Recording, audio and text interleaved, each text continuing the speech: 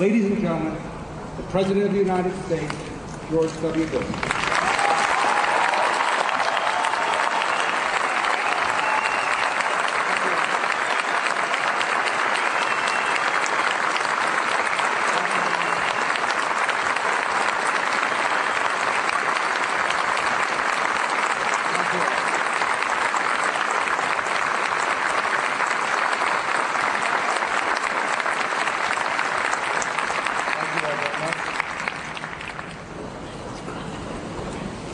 Thank you for the warm welcome.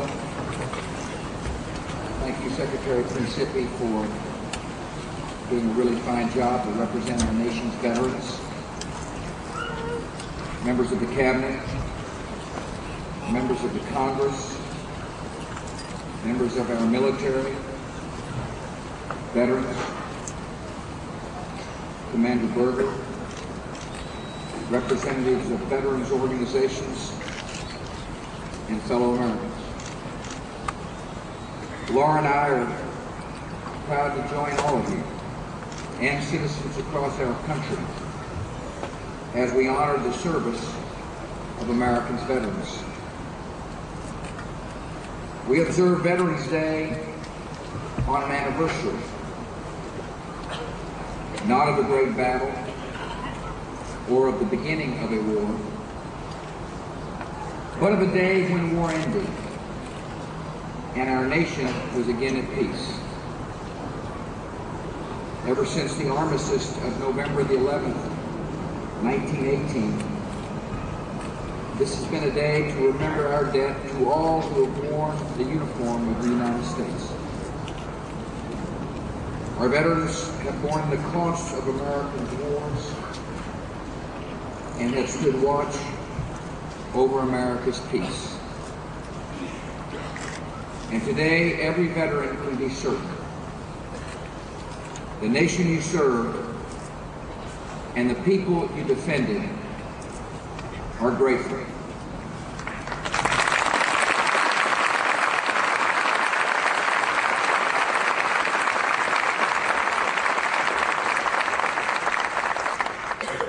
Our nation knows this national cemetery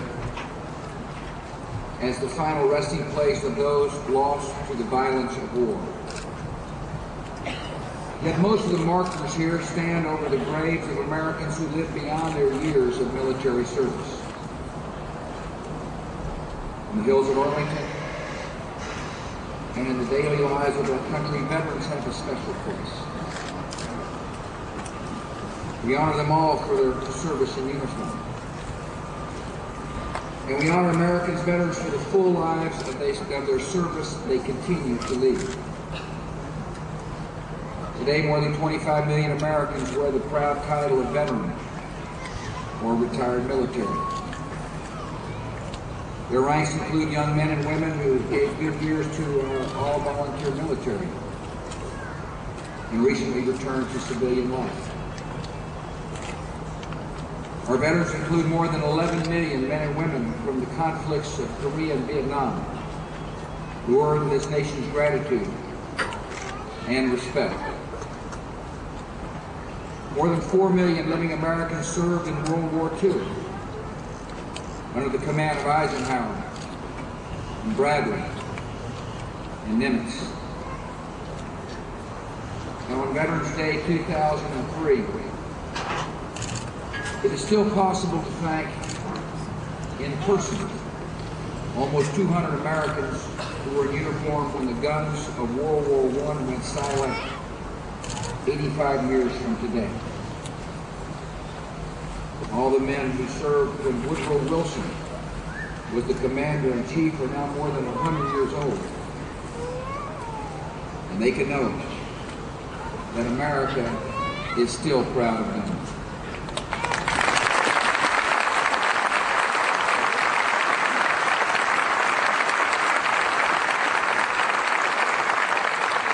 Every veteran has his or her own story of entering military service.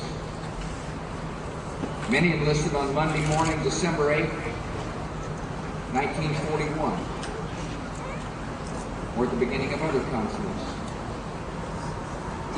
For some, military life began with the initiation at an academy. For others, it began with a letter from the United States government.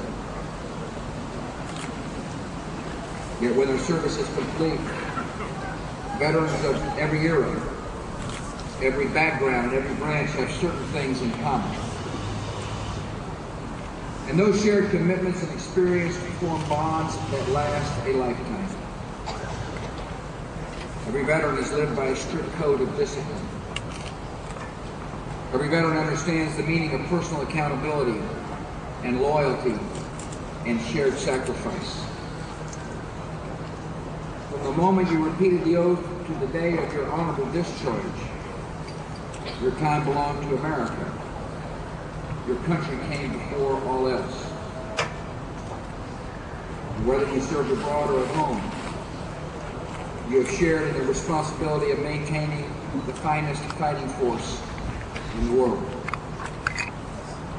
Veterans who took the oath and served in battle have known the hardships and the fears and the tragic losses of war. These memories follow them through life and are sometimes hard to bear.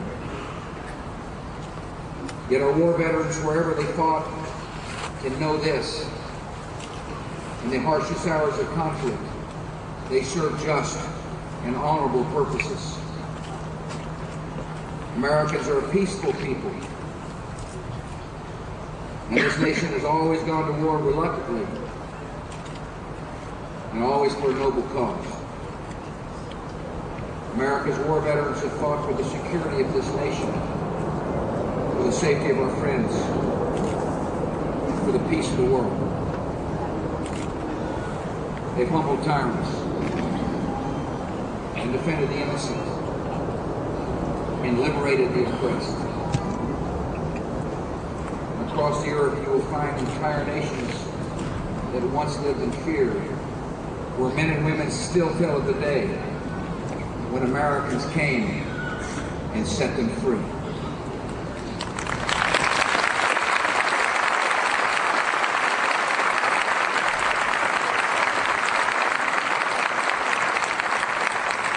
America's mission in the world continues, and we count on the same kind of people to carry it out.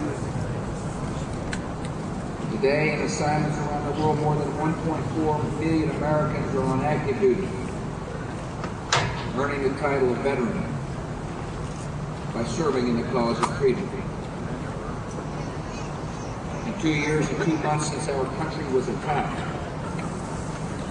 the men and women of our armed forces have engaged the terrorist enemy on many fronts.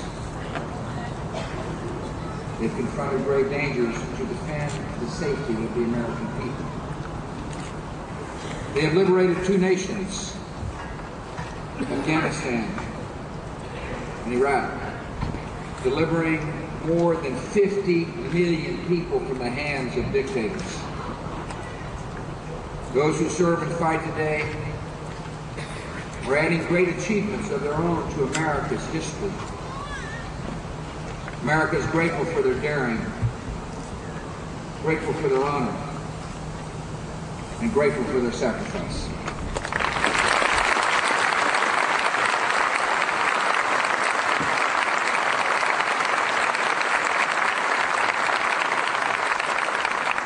On this Veterans Day, with our nation at war, Americans are deeply aware of the current military struggle and of recent sacrifice. Young Americans have died in liberating Iraq and Afghanistan. They've died in securing freedom in those countries. The loss is terrible. It is borne especially by the families left behind. But in their hurt and in their loneliness, I want these families to know your loved ones served in a good and just cause.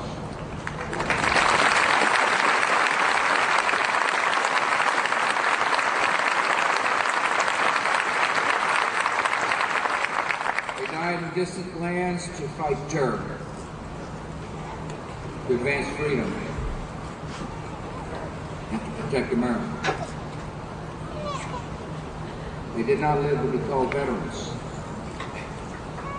but this nation will never forget their lives of service and all they did for us.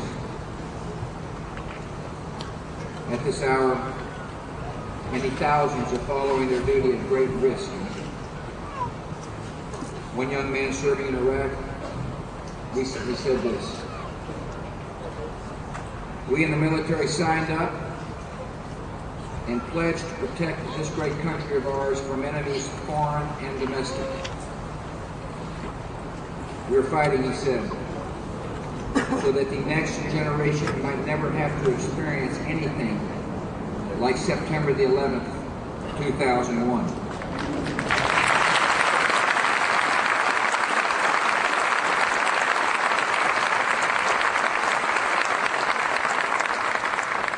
Today and every day, the prayers of the American people are with those who wear our country's uniform. They serve a great cause, and they follow a great tradition handed down to them by America's veterans. Our veterans from every era are the finest of citizens. We owe them the life we know today. They command the respect of the American people, and they have our lasting gratitude. Thank you for coming today. May God bless America.